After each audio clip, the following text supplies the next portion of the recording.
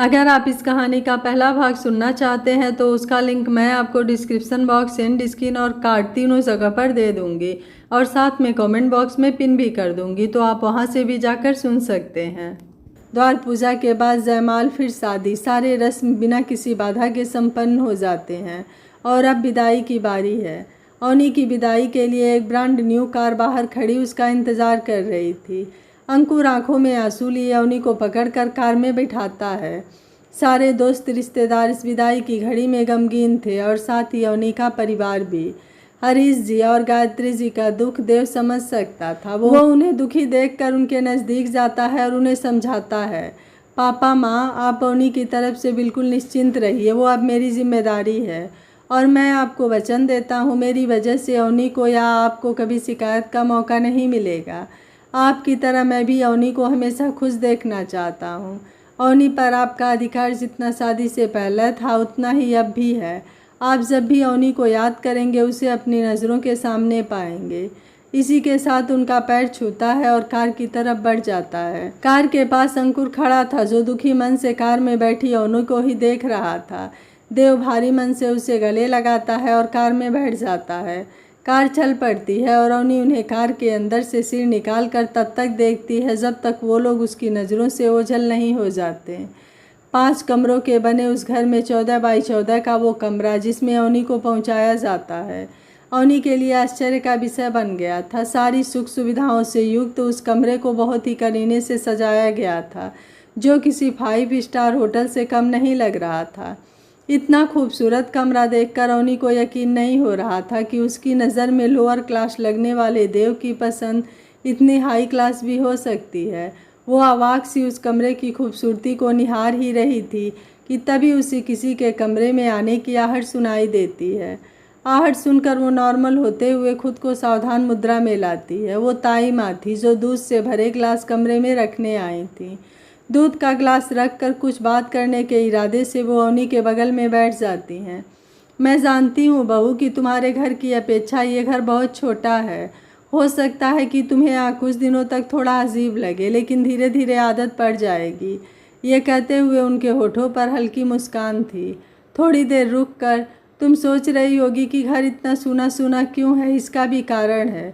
दरअसल देव को ज़्यादा भीड़ भाड़ पसंद नहीं है, इसलिए घर पर किसी को नहीं बुलाया। अभी तक तो घर में कोई मेड भी नहीं थी, ऐसा कोई काम भी नहीं था कि इसकी ज़रूरत पड़ती, लेकिन कल से मेड आया करेगी। मैं तो देव से मना कर रही थी कि मेड की क्या ज़रूरत है। मैं जैसे सब पहले करती आई थी वैसे ही आगे भी कर लिया करूँगी, लेकिन देव ने जिद पकड़ ली। कह रहा था कि बहू के रहते आप काम करेंगी तो अच्छा नहीं लगेगा और अवनी को शायद काम करने की आदत ना हो, इसलिए एक मेड होनी ही चाहिए जो आपके कामों में हाथ बटा सके। भाव विभोर होते हुए, ऐसा ही है मेरा देव, एकदम भोला मासूम जज्बाती, अपनों का ख्याल रखने वाला और थोड़ा कम बोलने वाला भी। दुनिया में सबसे अलग, जो दे दो बिना मिन मेक निकाले खा लेता है। कभी कोई शिकायत नहीं, दिखने में जितना सिंपल और साधारण, विचार से उतना ही सुलझा हुआ, लेकिन हाँ कुछ उदास उदास सा रहता है। कहीं ना कहीं उसके दिल में ये बात बैठ गई है कि उसके माता पिता की मौत का जिम्मेदार वो ही है। इसका सारा दोष वो अपनी किस्मत को देता है। मुझे तो याद भी नहीं कि आखिरी बार उसका खुलकर मुस्कुराता हुआ चेहरा मैंने कब देखा था। बावजूद इसके दिल का इतना अच्छा कि रिश्ते निभाने की परिभाषा उससे बेहतर कोई नहीं समझता होगा। शायद बचपन से रिश्तों की कमी के चलते वो रिश्तों की अहमियत ज़्यादा करता है। इतनी बातें करने के बावजूद अवनी की तरफ से अभी तक ताई माँ को कोई भी प्रतिक्रिया नहीं आई थी। ऐसा लग रहा था कि वो देख तो उन्हें रही थी, लेकिन दिमाग उसका कहीं और था। अवनी का अपनी बातों पर यूं भावहीन सा बने रहना उन्हें कुछ परेशान कर रहा था। मैं समझ सकती हूँ इस वक्त तुम्हारे दिल में क्या चल रहा होगा। तुम ये सोचकर हैरान हो ना कि कैसे घर में ब्याह हो गया तुम्हारा, ना कोई दोस्त ना कोई रिश्तेदार। जैसा कि अभी मैंने तुम्हें बताया कि अपना देव है ही ऐसा, नकली रिश्तों की भीड़ से बिल्कुल अलग थलग रहने वाला, संकोची स्वभाव और कुछ ज़्यादा रिजर्व रहने की वजह से कोई खास दोस्त वो बना ना पाया और रिश्तेदारों की दूरियों की वजह से वो किसी को अपना मान न पाया। इसमें उसका कोई भी दोष नहीं है। भावुक होने की वजह से कोई बात दिल पर जल्दी लगा लेता है, लेकिन अब तुम आ गई हो तो सब ठीक हो जाएगा। वैसे इन सब के अलावा एक और अच्छाई भी है उसके अंदर। वो जिसे चाहता है पूरे शिद्दत से चाहता है, फिर उसे इस बात से कोई फ़र्क नहीं पड़ता कि सामने वाला इस प्रत्युत्तर में उसके प्रति कैसा रवैया रखता है। अब मेरे लिए ही ले लो, एक खांसी भी सुन जाए मेरी तो परेशान हो जाता है, सारा काम धाम छोड़कर मेरी सेवा में बैठा ही रहता है। किस्मत वाली हो तुम जो तुम्हें देव के रूप में साक्षात देवता मिला है। बस इतना ही कहूँगी, बहू की ख्याल रखना उसका। और मुझे पूरा यकीन है कि वो बचपन से जिन रिश्तों और अपनों के जिस प्यार से मशरूम रहा है, उस कमी को पूरा करने में तुम कोई कसर नहीं छोड़ोगी। इतना प्यार देना उसे कि वो सब कुछ भुलाकर तुम्हारी मसरूफियत में खुद को खुदकिस्मत समझने लगे। उसके होठों की खिलती मुस्कान सिर्फ तुम ही वापस ला सकती हो बहू, सिर्फ तुम ही वापस ला सकती हो। खुश रहो, चलती हूँ। अगर किसी चीज़ की ज़रूरत हो तो आवाज़ लगा लेना। मैं एक कमरा छोड़कर उसके बगल वाले कमरे में ही हूँ। ताई माँ के जाने पर अवनी देव के कैरेक्टर को लेकर सोच में पड़ जाती है। दरअसल अवनी ताई माँ को यह दिखाने की कोशिश कर रही थी कि उनकी बातों का उस पर कोई असर नहीं पड़ रहा है, जबकि सच्चाई ये थी कि वो उनकी बातों को गौर से सुन रही थी और अंदर ही अंदर हैरान हो रही थी। ये तो कोई सस्पेंस थ्रिलर का गुमनाम कैरेक्टर लग रहा है। चलो अच्छा है, उसके बारे में इतना कुछ जानकर मेरा काम और आसान हो गया। बस ये समझ नहीं आ रहा शुरुआत कहाँ से करूं। वो विचारों में गुम थी कि तभी फिर से किसी के कदमों की आहट से वो चौकन्नी हो जाती है। इस बार देव था जो कमरे में आने से पहले नॉक करके तब अंदर आया था। वो अंदर आकर अवनी के बगल में बैठ जाता है। उसे अपने बगल में बैठता देख अवनी थोड़ा दूर सरक जाती है।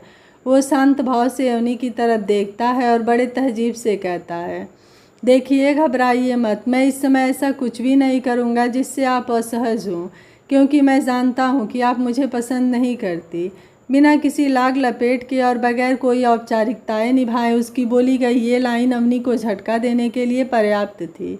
उसके अचानक से बोले गए इस लाइन पर जो अवनी अभी तक नीचे ऊपर दाएं बाएं देख रही थी, आश्चर्य में भरकर उसकी तरफ देखने लगती है। जी शब्द पर जोर देते हुए वो दोबारा अपनी लाइन दोहराता है, जी मैं जानता हूँ कि आप मुझे पसंद नहीं करती, और अब ये मत पूछिएगा कि कैसे, क्योंकि मैं बता नहीं पाऊँगा। इसी के साथ मैं ये भी मानता हूँ कि मैं आपके लायक नहीं हूँ। कहाँ आप आसमान के चमचमाते अनगिनत सितारों में सबसे अलग चाँदनी सी, और कहाँ मैं एक साधारण सा दिखने वाला बहुत ही मामूली इंसान। देखिए आप मुझे गलत मत समझिएगा, ये सच जानते हुए भी मैंने आपसे शादी की तो इसके पीछे भी एक रीज़न है। वो रीज़न भी मैं आपको बताऊंगा, लेकिन सही वक्त आने पर। फ़िलहाल इतना कह सकता हूँ कि हो सके तो मुझे माफ़ कर दीजिएगा, लेकिन यकीन मानिए आपसे शादी करने के पीछे मेरा इरादा एकदम नेक था। आज हमारे नए जीवन के सफ़र की पहली रात है, तो मैं इस खूबसूरत पल को ज़ाया नहीं जाने दे सकता। इसलिए मैं आपसे गुजारिश करना चाहूँगा कि आप इस पल को मेरे लिए यादगार बनाने में मेरा सहयोग करें। अवनी को संशय भरी नज़रों से अपनी ओर देखता देख देव अवनी से कहता है, मैं समझ सकता हूँ आपके दिल में क्या चल रहा होगा। देखिए आप मुझ पर पूरा भरोसा कर सकती हैं। मैं आपको विश्वास दिलाता हूँ कि मैं आपका भरोसा टूटने नहीं दूँगा। जब तक आप खुद से हमारे इस पति पत्नी के रिश्ते को आगे ले जाने के लिए सहज नहीं हो जाती, तब तक मैं आपसे इस रिश्ते को कायम करने के लिए नहीं कहूँगा, क्योंकि मुझे रिश्तों में जोर ज़बरदस्ती करना पसंद नहीं। मेरा मानना है कि एक अच्छा रिश्ता तभी पनप सकता है जब रिश्ते में कोई शर्त या कोई औपचारिकता ना हो। देव की बातों पर अवनी चुप तो थी, लेकिन कुछ कुछ अचंभित भी। देव कुछ देर चुप रहने के बाद, क्या आप मेरा सपोर्ट करेंगी इस रात को हसीन, यादगार और खूबसूरत बनाने में? अवनी सोच रही थी, कैसा अजीब इंसान है ये। एक तरफ तो रिश्ता कायम ना करने की बात कर रहा है, दूसरी तरफ इस पल को यादगार बनाने के लिए मेरा सपोर्ट मांग रहा है। अवनी के चेहरे के उभरते भाव से देव ने अंदाज़ा लगा लिया कि उसके मन में क्या चल रहा है। जी खूबसूरत बनाने से मेरा आशय ये था कि एक दूसरे को समझने के लिए। एक पति पत्नी के बीच दोस्ती से अच्छा रिश्ता तो कोई हो नहीं सकता। तो क्यों ना हम आज के इस रात को ज़ाया न करते हुए अपने इस नए सफ़र में दोस्ती नाम के एक नए रिश्ते का आगाज़ करें। इतना बोलकर देव अवनी के प्रत्युत्तर की प्रतीक्षा में उसकी ओर देखता है, लेकिन अवनी को कसमों कसमें पड़ा देख उसको कहना पड़ता है, कोई बात नहीं, इसमें भी कोई ज़बरदस्ती नहीं है। अगर आप हाँ कहेंगी तो ही मैं हाथ आगे बढ़ाऊँगा। उसके इस बात पर इस बार अवनी ने कुछ बोला, और सिर्फ बोला ही नहीं, ऐसा बोला कि अपने शादी की पहली रात को कोई भी पत्नी अपने पति से ऐसा नहीं बोलना चाहेगी। देखिए, मुझे ना आपकी दोस्ती में कोई इंटरेस्ट है और ना ही आप में। अब तक की आपकी बातों से मैं समझ चुकी हूँ कि आप एक सुलझे हुए इंसान और अच्छे दिल के मालिक भी हैं। बावजूद इसके मैं आपके साथ पति पत्नी के रिश्ते को लेकर ही नहीं, किसी भी रिश्ते को लेकर कभी सहज नहीं हो पाऊँगी। वो तो मैंने अपने माँ पापा की वजह से आपसे शादी कर ली, वरना मैं आपसे तो क्या किसी से भी शादी नहीं करना चाहती थी। देव उसकी बातों पर बिना अचंभित हुए बोला, देखिए, मैं आपकी बात समझ सकता हूँ, आप बिल्कुल भी परेशान ना हों, लेकिन एक बार आप मेरी बातों पर गौर करके देखिए। हो सकता है कि आपका इरादा बदल जाए। अब जबकि बड़ों के आशीर्वाद और पूरे रीति रिवाज से हमारी शादी हो चुकी है, तो मेरे ख्याल से हमें अपने लिए ना सही, अपने बड़ों के लिए ही सही, अपने इस रिश्ते को आगे ले जाने का एक मौका देना चाहिए। समय की कोई पाबंदी नहीं है, आप इत्मीनान से ठंडे दिमाग से सोच समझकर फैसला कीजिए। अगर आपको लगेगा कि नहीं, हमारे रिश्ते में आगे बढ़ने जैसा कुछ भी नहीं है, तो मैं वादा करता हूँ मैं खुद ही आपकी ज़िंदगी से हमेशा के लिए अलग हो जाऊँगा। ये निर्णय लेने के लिए आपके पास 1 हफ्ते का टाइम है। इतना कहकर देव कमरे से बाहर निकल जाता है। अवनी देव के इस रूप को देखकर समझ नहीं पा रही थी कि वो क्या रिएक्शन दे। उसने तो कुछ और ही प्लान बनाया था, यहाँ तो उसका सारा प्लान धराशायी हो चुका था। देव खुद ही 1 हफ्ते में उसकी ज़िंदगी से आउट हो जाने की बात कर रहा था। चलो, ये भी बढ़िया है, मैं तो 1 महीने का सोच रही थी, यहाँ तो 1 हफ्ते में ही पीछा छूट रहा है। अवनी अंदर ही अंदर सोचकर खुश हो रही थी। एक तरफ जहाँ अवनी 1 हफ्ते में उससे पीछा छूट जाने की खुशी मना रही थी, वहीं दूसरी तरफ वो देव की कही बातों को सोच परेशान भी हो रही थी। सब कुछ जानकर भी उसने मुझसे शादी की, ये किस रीज़न की बात कर रहा था, और उसने ऐसा क्यों कहा कि अभी वो कारण बताने का सही समय नहीं आया है। ये शख्स तो मुझे कोई रहस्य जैसा लग रहा है, एक ऐसा रहस्य जिसे सुलझाने जाओ तो और उलझते चले जाओ। खैर, मुझे क्या, वो और उसकी रहस्यमयी बातें उसे मुबारक हो। मुझे तो ये सोचकर ही खुशी महसूस हो रही है कि मुझे ये सब बस 1 हफ्ते ही झेलना है, उसके बाद मैं और मेरा दिल। वो अंदर से दरवाजे की कुंडी लगाकर वॉशरूम का रुख करती है। कुछ ही देर में एक सिल्की गाउन के साथ वो बिस्तर पर थी। दूध का 2 गिलास जो ऐसे ही पड़ा हुआ था, उसमें से वो 1 गिलास उठाती है और दूध पीकर आराम से लेट जाती है। थकी हुई होने की वजह से उसे जल्द ही नींद आ जाती है। भोर के 4 बजे अवनी की नींद अचानक खुलती है। उसे प्यास लगी थी। वो साइड टेबल पर रखे बोतल को उठाती है तो उसमें पानी ही नहीं होता। पानी लेने के इरादे से वो दरवाज़ा खोलकर बाहर जाती है। एक किचन, एक हॉल, एक स्टोर रूम के अलावा 5 कमरों के बने इस छोटे से नए घर में किचन का रास्ता ढूंढना उसके लिए बड़ी बात नहीं थी। बहुत जल्द उसे किचन दिख गया। पानी का बोतल लिए वो अपने रूम की तरफ आ ही रही थी कि एक कमरे में जलती हुई लाइट ने उसका ध्यान अपनी ओर खींचा। वो उत्सुकता बस उस कमरे की ओर चल पड़ी। दरवाज़ा अंदर से खुला था कि बंद, ये नहीं पता था उसे, लेकिन चिपका होने की वजह से वो दरवाजे पर ही ठिठक गई। उस कमरे से उसे किसी के बात करने की आवाज़ आ रही थी। ये तो देव की आवाज़ है, लेकिन ये इतनी सुबह सुबह किससे बात कर रहा है? ताई माँ तो अपने कमरे में सो रही होंगी और यहाँ हम 3 के अलावा कोई है भी नहीं। वो दरवाजे को खोलने के इरादे से अपना हाथ दरवाजे की ओर बढ़ाती है, लेकिन कुछ सोचकर हाथ वापस खींच लेती है। वो वापस मुड़ती है और अपने कमरे की ओर बढ़ जाती है। कमरे में पहुंचकर उसके मन में आता है कि एक बार ताई माँ के कमरे में चेक करती हूँ, क्या पता देव उन्हीं से बातें कर रहा हो। चेक करने के इरादे से वो ताई माँ के कमरे तक पहुँचती है। हल्की सी खिड़की खुली होने पर वो उसमें से कमरे के अंदर झांकती है और उन्हें गहरी नींद में सोया देख वापस अपने कमरे की ओर लौट आती है। ताई माँ तो सो रही हैं, फिर वहाँ देव के साथ कौन है जिससे वो बातें कर रहा है? वो बिस्तर पर आकर लेट जाती है, लेकिन उसकी नींद पूरी तरह से काफूर हो चुकी थी। सुबह के 6 बज चुके थे और वो अब भी उस आवाज़ के बारे में सोच रही थी। कुछ ही देर में दरवाजे पर नॉक होता है। अवनी दरवाज़ा खोलती है तो देखती है सामने ताई माँ बेड टी की ट्रे लिए खड़ी मुस्कुरा रही थी। अवनी दरवाजे पर ही खड़ी होकर उनके पैर छूती है और चाय का ट्रे पकड़ना चाहती है। दरअसल वो उन्हें अंदर आने देने से हिचकिचाती है। इसके पीछे का कारण ये था कि वो उस कमरे में अकेली थी। इसका पता वो ताई माँ को नहीं चलने देना चाहती थी। वो जानती थी कि ये सच बाहर जाएगा तो हज़ारों सवाल उठेंगे। उसे औरों की चिंता नहीं थी, उसे फिक्र थी तो बस अपने माँ पापा की। ताई माँ अवनी के सामने खड़े रहने के बावजूद साइड से जगह बनाते हुए कमरे के अंदर चली जाती हैं और चाय का कप टेबल पर रख कर उससे बड़े प्यार से कहती हैं, बेटा चाय पीकर फ्रेश हो जाओ, 8 बजे तक मेड आ जाएगी, तब तक तुम अपने पर्सनल काम निपटा लो। उसे ये देखकर आश्चर्य हो रहा था कि ताई माँ को देव के कमरे में ना होने का ज़रा भी फर्क नहीं पड़ा था। वो पहले की तरह ही बिल्कुल नॉर्मल बिहेव कर रही थी। एक बार को उसके मन में आया कि 4 बजे उसने जो कुछ भी देखा या सुना उस कमरे में उसके बारे में उनसे पूछे, लेकिन पता नहीं क्या सोचा और संभाल गई। ताई माँ अवनी की मनोव्यथा से अनजान बोलती जा रही थी। 9 बजे तक देव भी उठ जाएगा। आज से मेड भले आ रही है, लेकिन मैं चाहती हूँ कि आज सुबह 9 बजे की चाय वो तुम्हारे हाथों की बनी पिए। रोज़ तो मैं ही बनाती थी, लेकिन अब तुम आ गई हो तो अच्छा होगा कि सुबह की चाय वाली जिम्मेदारी तुम संभालो, देव को अच्छा लगेगा। कहते हुए मुस्कुराती हैं और उसके गालों पर प्यार की एक हल्की सी थपकी देते हुए बाहर निकल जाती हैं।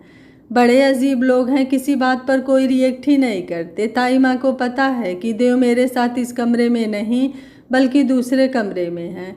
ये जानते हुए भी इतनी नॉर्मल कैसे रह सकती हैं? शायद देव ने उन्हें सब बता दिया हो। ऐसा ही होगा, तभी उन्होंने कोई रिएक्ट नहीं किया।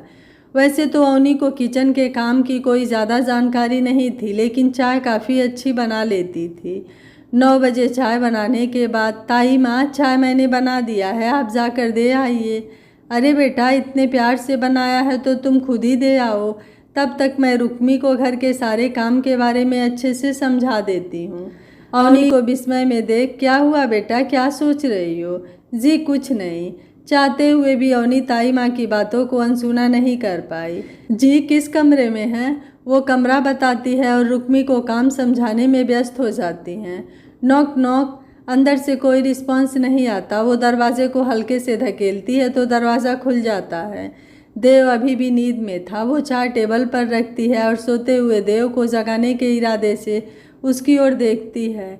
एक पल को उसकी नज़र देव पर ठहर जाती है। बिखरे बालों में सोते हुए कितना मासूम लग रहा था वो, बिल्कुल किसी फरिश्ते सा। लेकिन अगले ही पल, ये मैं क्या सोच रही हूँ, वो अपनी नज़रें देव पर से हटा लेती है। जी ताई माँ ने चाय भेजा है। अवनी के आवाज़ लगाने का कोई फ़ायदा नहीं हुआ। देव अब भी वैसे ही सो रहा था। कोई रास्ता ना देख वो अपने हाथों को हिचकिचाते हुए आगे ले जाती है, देव के हाथों के बिल्कुल समीप। वो उसके हाथों को पकड़कर झिझोड़ती है। उसे कुछ अजीब लगता है। वो तुरंत अपने हाथ देव के हाथ से हटा लेती है। तब तक देव आंखें खोल चुका था। सामने अवनी को देखकर उसे अपनी आंखों पर यकीन नहीं होता है। अवनी, और यहाँ? वो अपनी आंखों को मलता है और अवनी की तरफ फिर से देखता है। जी चाय पी लीजिए, ठंडी हो जाएगी, कहकर कमरे से बाहर निकल जाती है। देव मंत्र मुग्ध सा उसे पीछे से जाते हुए देखता रहता है। 2 मिनट बाद उसके हाथों में चाय का कप था और होठों पर मुस्कान थिरक रही थी। 1 घंटे बाद वो ताई माँ से पूछ रहा था, ताई माँ आज सुबह की चाय किसने बनाई थी? अवनी ने। क्यों बेटा? नहीं कुछ नहीं, आज के चाय का स्वाद रोज की अपेक्षा कुछ अलग था, इसलिए पूछा। ताई माँ अंदर ही अंदर समझ रही थी कि देव चाय का पूछने के बहाने क्या जानना चाह रहा है।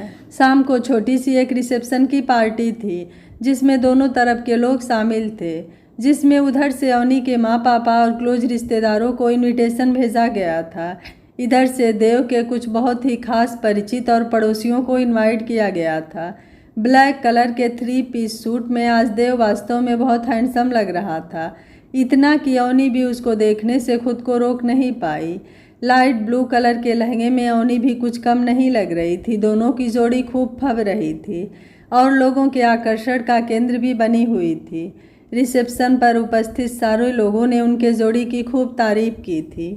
उसकी शादी को 3 दिन बीत चुके थे, लेकिन देव अलग ही कमरे में रहता था। आज अवनी के पग फेरे की रस्म होनी थी। हरीश जी खुद आए थे अवनी को लिवा जाने। अगर अंकुर यहाँ होता तो वही आता, लेकिन अंकुर की उसी दिन शाम को रिटर्न फ्लाइट थी जिस दिन अवनी की विदाई हुई थी। मायके पहुंचकर गायत्री से मिलकर अवनी बहुत खुश हुई। दोनों की बातें हो रही थी कि बातों बातों में अवनी ने माँ से एक ऐसा सवाल पूछ लिया जो अपनी विदाई वाले दिन से ही वो गायत्री जी से पूछना चाह रही थी, लेकिन संकोच में पूछ नहीं पा रही थी। माँ, एक बात पूछूं? हाँ पूछो बेटा। वो गाड़ी जिसमें मेरी विदाई हुई थी वो पापा की तरफ से मेरे लिए सरप्राइज गिफ्ट था ना? नहीं बेटा, वो तो देव की तरफ से स्पेशली तुम्हारी विदाई के लिए खरीदा गया था। अच्छा, पापा ने दहेज के नाम पर देव को कितना पैसा दिया था? देना तो चाहा था, लेकिन देव ने दहेज लेने से साफ इनकार कर दिया था। उसने कहा था कि अगर आप मुझे दिल से कोई गिफ्ट देंगे तो मैं खुशी खुशी ले लूँगा, लेकिन दहेज के नाम पर 1 रुपया नहीं लूँगा। आप तो मुझे अपनी सबसे कीमती चीज़, अपने दिल का टुकड़ा ही दे रहे हैं। इसके सामने उन कागज़ के टुकड़ों का क्या मोल? बेटा, पूरा हीरा है देव। इतनी ऊंची सोच। उसकी अच्छाई देखकर कभी कभी मैं ये सोचने पर विवश हो जाती हूँ कि पूर्व जन्म की किसी तपस्या का फल ही होगा जो हमें इस जन्म में देव के रूप में मिला है। वैसे तुम ये सब क्यों पूछ रही हो बेटा? क्या देव ने तुम्हें इस बारे में कुछ नहीं बताया? वो दरअसल इस बारे में हमारी आपस में कोई बात नहीं हुई थी। वो बातों का रुख दूसरी तरफ मोड़ते हुए टॉपिक चेंज कर देती है। वो मुझे लेने देव आ रहे हैं ना? हाँ, देव आ रहा है। बात हुई थी उससे मेरी। बोल रहा था 4 बजे तक पहुंच जाएगा। तुमसे क्या कहा था? कितने बजे आएगा? जी, वो जल्दी जल्दी में मैं पूछना ही भूल गई थी। तो अभी पूछ लो। जी, अवनी छोटा सा जवाब देकर माँ को टालने की कोशिश करती है। घड़ी में 2 बज रहे थे। देव को आने में 2 घंटे और बाकी थे। गायत्री जी अपने कुछ खास रिश्तेदारों के साथ मिलकर देव के स्वागत की तैयारी कर रही थी। ये वो खास रिश्तेदार थे जो अवनी की शादी में उपस्थित हुए थे और जिन्हें अवनी के पग फेरे की रस्म तक रोक लिया गया था। सब नीचे थे और अवनी कमरे में अकेली बैठी देव के बारे में सोच रही थी। कोई इतना अच्छा कैसे हो सकता है? लेकिन ये सब उसका दिखावा भी तो हो सकता है। क्या किसी इंसान के लिए इतना दिखावा करना पॉसिबल है? दिखावा करने की भी एक सीमा होती है। सोचते सोचते उसके सामने देव का वो सोता हुआ चेहरा घूम जाता है जिसमें वो बिखरे बालों के साथ मासूम लग रहा था, बिल्कुल एक छोटे बच्चे की तरह। वो देव के साथ लौट रही थी। रास्ते भर अवनी ने देव से कोई बात नहीं की, लेकिन हाँ, बीच बीच में चोर नज़र से देव को देख जरूर रही थी। वो लोग घर पहुंच चुके थे और ताई माँ दरवाजे पर जल से भरा कलश लिए उनके स्वागत में खड़ी थी।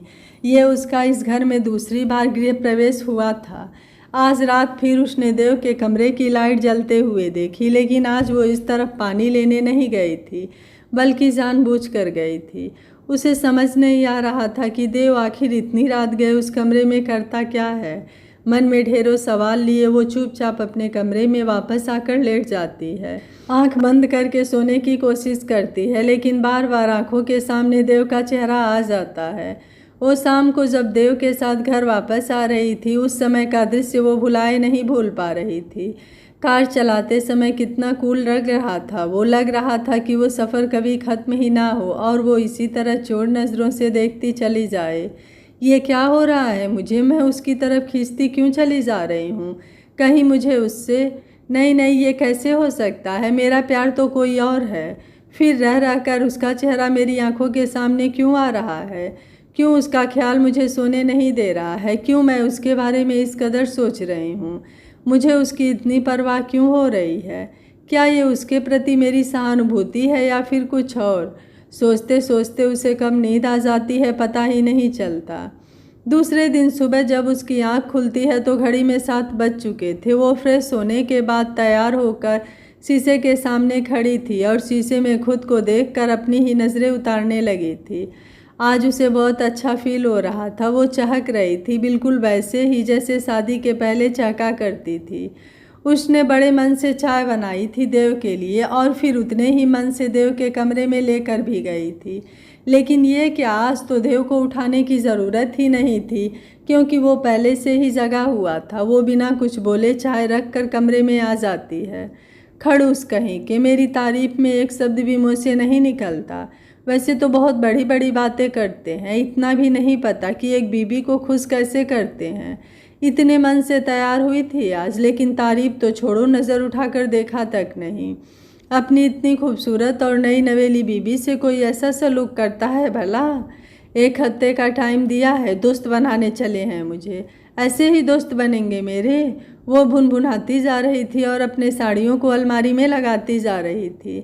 दोपहर के 3 बज गए। ताई माँ अपने कमरे में आंख बंद करके लेटी थी और देव बाहर किसी काम से निकला था।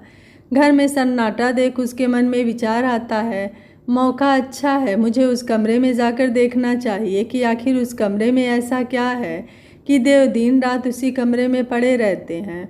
वो जल्दी से उस कमरे की तरफ जाती है, लेकिन कमरे में ताला लगा देख निराश होकर वापस आ जाती है। वो उस ताले को खोलने की कोई तरकीब सोच ही रही होती है कि तभी उसे याद आता है कि चाबियों का एक गुच्छा गैलरी में टंगा रहता है। एक बार गलती से उसकी नज़र उन गुच्छों पर पड़ गई थी। वो भागते हुए गैलरी में आती है, चाबियों का गुच्छा उठाती है और तेज़ी से उस कमरे की तरफ जाती है। ट्राई करते करते एक चाबी काम कर जाती है और वो ताला खुल जाता है। अंदर पहुंचकर वो भौचक्की सी उस पूरे कमरे को देख रही थी। तो ये है मेरी वो सौतन, जहाँ बैठ कर देव रात दिन अपना समय बिताते हैं। दरअसल वो कोई आम कमरा नहीं था, बल्कि पूरी की पूरी लाइब्रेरी थी, जो मोटी मोटी किताबों से भरी पड़ी थी। साइड में ही एक टेबल और एक चेयर रखा था। टेबल पर एक लैंप होने के साथ ही एक डायरी पड़ी थी। उसकी नज़र जैसे ही उस डायरी पर पड़ती है, वो उत्सुकता बस उस डायरी की तरफ बढ़ती है। वो उस डायरी को छूने ही वाली होती है कि तभी उसे किसी के पैरों की आहट सुनाई देती है। वो घबराहट में एक जगह जड़वत हो जाती है, ना आगे ना पीछे। और अब तो वो भाग भी नहीं सकती थी, क्योंकि कोई फ़ायदा नहीं था, पकड़ी जाती। वो देव था जो लाइब्रेरी के अंदर आ चुका था। अवनी अपनी सफाई में कुछ कहती, इससे पहले ही देव ने बोल दिया, तो आखिरकार आप इस कमरे तक पहुंच ही गईं। देव की बातों का अवनी ने कोई जवाब देते नहीं बन रहा था। चलो अच्छा किया, वैसे आपके पसंद की ही किताबें हैं, यहाँ आप चाहे तो पढ़ सकती हैं। हिम्मत करके अवनी ने पूछा, तो आपको भी किताबों का शौक़ है? आपने तो इस बारे में मुझे कभी कुछ नहीं बताया। बताने की नौबत ही कहाँ आने दिया आपने। वैसे मुझे किताबों का सिर्फ शौक़ ही नहीं, बल्कि किताबें मेरी ज़िंदगी भी हैं, मेरी साधना, मेरी उपासना है। ताई माँ के बाद अगर मुझे कोई जीने का मकसद देता है तो वो ये किताबें ही हैं। क्या मैं इन्हें देख सकती हूँ? अवनी ने उत्साहित होकर पूछा था। हाँ, क्यों नहीं। अरे वाह, आपकी पसंद मेरी पसंद तो एक ही है। यहाँ तो ज़्यादातर किताबें एक ही लेखक की है, जिसे पढ़ना मुझे बहुत पसंद है। जी, ये आपके लिए ही है। वैसे मुझे खास पसंद नहीं है ये लेखक, लेकिन आपकी पसंद का पता माँ से चलने पर मैंने इस लेखक के लिए भी अपनी लाइब्रेरी में थोड़ी सी जगह बना ली थी। सोचा था आपसे दोस्ती हो जाने पर आपको सरप्राइज़ दूंगा, लेकिन आपने तो पहले ही देख लिया। Thank you, thank you, thank you so much, मेरी पसंद का इतना ख्याल रखने के लिए। कहते हुए वो खुश होते हुए अनजान में ही देव के गले लग जाती है और फिर इसका आभास होते ही शर्माकर तुरंत पीछे भी हट जाती है। उसी रात सोते समय कोई किसी के पसंद का इतना ख्याल भी रख सकता है कि वो उसके पसंद से अपनी आधी लाइब्रेरी ही सजा दे। कितना ख्याल है उन्हें मेरा। माँ सच कह रही थी कि वो एक अच्छे इंसान हैं। दूसरे दिन सुबह अवनी रुक्मी को दूसरा काम करने का बोल किचन में खड़ी एक प्यारी सी गज़ल गुनगुनाते हुए चाय चढ़ाने ही वाली होती है कि दाई माँ आ जाती हैं। बेटा, अगर देव के लिए चाय चढ़ाने जा रही हो तो मत चढ़ाना। वो ताई माँ को संशय भरी नज़रों से देखते हुए पूछती है, क्यों ताई माँ, क्या चाय आज उन्होंने पी लिया है? हाँ, आज वो सवेरे 5 बजे ही उठ गया था, उसे ज़रूरी काम से बाहर जाना था, तो चाय नाश्ता करके सुबह 6 बजे ही निकल गया। अच्छा। ताई माँ ने गौर किया कि ये खबर सुनते ही अवनी का मुँह कुछ लटक सा गया था, जो उनके लिए खुशी की बात थी। वो उदास मन से कमरे में जा ही रही होती है कि ताई माँ उसे डायरी का एक फोल्ड किया हुआ पन्ना थमाते हुए कहती हैं, ये देव ने तुम्हारे लिए देकर गया है। वो पन्ना पकड़ती है और उसे देखने की उत्सुकता से अपने कमरे में आ जाती है। वो उस डायरी के पन्ने को खोलती है, देखती है तो उस पर कुछ लिखा हुआ होता है, लेकिन इसी के साथ उसे 440 वोल्ट का झटका भी लगता है। कैसे भूल सकती है वो इस हैंड राइटिंग को। और नीचे लिखा हुआ सिग्नेचर वाला नाम देखकर तो वो उछल ही पड़ती है। दिवाकर त्रिपाठी। उसके दिल की धुकधुकी पूरे रफ्तार पर थी। वो अपने सीने पर हाथ रख लेटर पढ़ना शुरू करती है। पूरे एक दिन के लिए उसे बिना बताए एक सेमिनार में शामिल होने के लिए देव द्वारा उससे माफ़ी मांगी गई थी। वो उस माफ़ीनामे को बार बार पढ़ रही थी, उसे चूम रही थी और इसी के साथ हवा में भी उड़ रही थी। ये इंतज़ार का पूरा एक दिन उसके लिए बहुत कष्टदायक था। ऐसा लग रहा था जैसे इस दिन को बीतने में सदियां बीत रही हो। आखिरकार वो सुबह आ ही गई जिसका वो दिल थामकर बेसब्री से इंतज़ार कर रही थी। देव उसके सामने खड़ा था और वो देव से लिपट कर सिसक रही थी। आपने मुझे ये सब पहले क्यों नहीं बताया? आपको पता है आपके लिए कितना तड़पा है ये दिल। जी मेरा भी कुछ यही हाल था। जब जब आपके शब्दों को पढ़ता था, आपके शब्दों का जादू मेरे सिर पर इस कदर चढ़ जाता था कि मैं आपके ख्यालों से खुद को निकाल ही नहीं पाता था। एक दिन जब बर्दाश्त करना मुश्किल हो गया तो आपके लिखे पते पर पहुंच गया, पापा जी से आपका हाथ मांगने। पहले तो पापा जी गुस्सा हुए, लेकिन जब मैंने उन्हें अपनी और आपकी सच्चाई बताई तो वो खुशी खुशी मान गए। फिर जल्द ही दूसरी मुलाकात मेरी माँ से भी हुई। जब उन्हें पता चला कि मैं वही हूँ जिसे आप बिना देखे इतना प्यार करती हैं, तो उन्होंने ही मुझे ये रास्ता बताया। इसका मतलब इन सब में आप सभी लोग शामिल थे सिवाय मेरे। हाँ, यहाँ तक कि ताई माँ और अंकुर को भी पता था। मतलब सब मुझे मिलकर इतने दिन से बेवकूफ़ बना रहे थे और मैं पागल बन भी गई। मैंने ये सब इसलिए किया क्योंकि मैं चाहता था कि आप मुझसे प्यार करें, यानी कि देव से, ना कि दिवाकर त्रिपाठी से, जिसे आप सिर्फ शब्दों में महसूस करती हैं।